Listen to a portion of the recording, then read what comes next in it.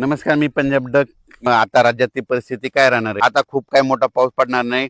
राज्यात चांगलं सूर्यदर्शन होणार आहे आणि हवामान कोरडं राहणार आहे म्हणून हा अंदाज महाराष्ट्रातल्या सर्व शेतकऱ्यांना लक्षात द्यायचा.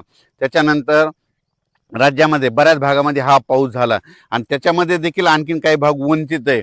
तर त्या शेतकऱ्याला सांगू इच्छितो की राज्यामध्ये आता पाऊस कधी येणार आहे? तर काय होणार आहे, 15 जुलैच्या नंतर, 15, 16, 17 जुलैच्या नंतर राज्यात पुन्हा थोडाच विखुरलेल्या स्वरूपाचा सगळीकडे पडणार नाही. फक्त ते पाऊस काय होणार आहे, जे वंचित जिल्हे आहेत, एक नांदेड जिल्हा झालं, काही भाग लातूर जिल्हा, धाराशिव जिल्हा, सोलापूर जिल्हा आणि बीड जिल्ह्याचा, त्या भागामध्ये काय होणार आहे,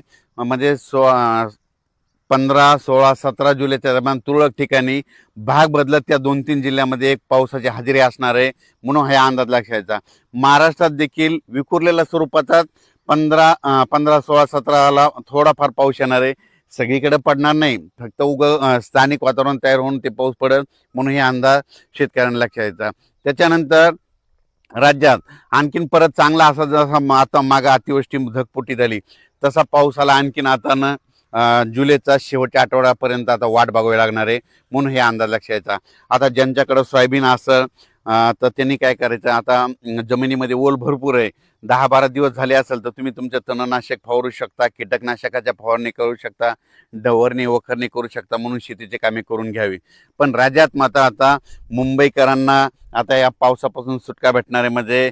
तिकडे देखील उद्यापासून एकदम हवामान कोरडं होणार आहे म्हणून मुंबईकरांसाठी आनंदाची बातमी, नाशिक जिल्ह्यासाठी आनंदाची बातमी, पुणे जिल्हा, घाटमाता, कोल्हापूर जिल्हा तिकडे देखील आता परत पूर काय वाढणार नाही म्हणून त्यांच्यासाठी देखील आनंदाची बातमी. हे जे लो प्रेशर होतं, हे लो प्रेशर गुजरातकडे जाणार आहे. गुजरातमधून काय होणार आहे, इंदोर मध्य प्रदेशकडे जाणार आहे. मध्य प्रदेशकडून काय होणार आहे, उत्तर प्रदेशकडे जाणार आहे. उत्तर प्रदेशकडून इकडं नेपाळ ह्या तिकडं जाईल आणि तिकडं स्थिरावं, पण त्याला स्थिरावायला आणखीन 4 दिवस लागतात. चांगलं वारं सुरुवात होईल आणि ते शांत होऊस तर परत पुन्हा काय आता एखादी प्रणाली तयार होत नाही म्हणून हे अंदाज लक्षात द्यायचा. इकडं चांगलं हवामान कोरडं राहणार आहे म्हणून हे अंदाज लक्षात द्यायचा. फक्त 15, 16, 17च्या दरम्यान परत एकदा पावसाळी वातावरण तयार होईल, पण तो इतका पाऊस असा जोराचा पडणार नाही, फक्त तुरळक भागातच विखुरलेल्या स्वरूपाचा ते असणार आहे म्हणून हे अंदाज लक्षात द्यायचा.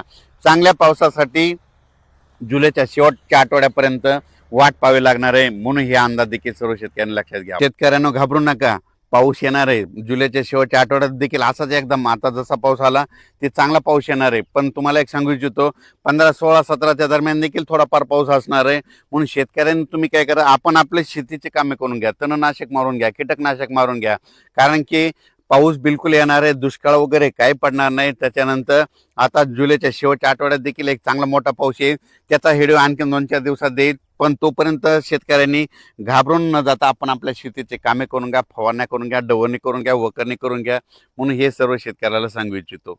ह्या पावसातून देखील महाराष्ट्रामध्ये काही तालुक्यामध्ये 10-15 गाव, 5-7 गाव असे वंचित राहिलेले आहेत. सोलापूर जिल्ह्यातले, लातूर जिल्ह्यातले, बीड जिल्ह्यातले, तिकडे नांदेड जिल्ह्यातले, परभणी जिल्ह्यातले, पालम ह्या परिसरातले, त्या भागातल्या शेतकऱ्याला सांगू इच्छितो, विखुरलेल्या स्वरूपाचा पाऊस पडणं तुम्हाला पडू शकतो म्हणून हे अंदाज लक्षात घ्यायचा. आणि याच्यातून तुम्ही वंचित राहिले तर परत पुन्हा काय होणार आहे, 15, 16, 17च्या दरम्यान एकदा थोडाफार पाऊस येणार आहे, ते मात्र ते पडून जाईल म्हणून शेतकऱ्यांनी हे देखील अंदाज लक्षात घ्यायचा. त्याच्यातून जर उरले तर परत एकदा जुलैच्या शेवटच्या आठवड्यात पाऊस येणार आहे. दुष्काळ वगैरे काय पडणार नाही. मी म्हटलं ना, यावर्षी शेतकऱ्यासाठी चांगलं साल राहणार आहे. परत एकदा काय होईल, बंगालच्या खाडीमध्ये परत तिकडे काय होईल, भुवनेश्वर आणि चेन्नईच्या दरम्यान परत एखादं चक्रवादळ तयार होईल आणि ते पाऊस इकडे येईल. आपल्या महाराष्ट्राला यावर्षी काय होणार आहे, काही अर्ध्या भागाला पुरेपूर पाऊस येणार आहे आणि मुंबईकडे काय होणार का याच्यापर्यंत अहिल्यानगरपर्यंत अरबी समुद्राचा पाऊस येणार आहे. हे मग आपल्याला खालून पाऊस पुरेपूर येत असल्यामुळं यावर्षी चांगला पाऊस पडणार आहे. शेतकऱ्यांनी घाबरून न जाता आपण आपल्या पेरणीचं आपलं तयारी ठेवावं, पिकाचं संरक्षण करण्याची काळजी घेणे सगळ्यात महत्त्वाचं गरजेचं आहे. करायला विनंती, आपण आपलं कामं करत राहायचं, पावसाचं कामं करत राहतं म्हणून आपण आपल्या शेतीचे कामे करत राहावे. धन्यवाद.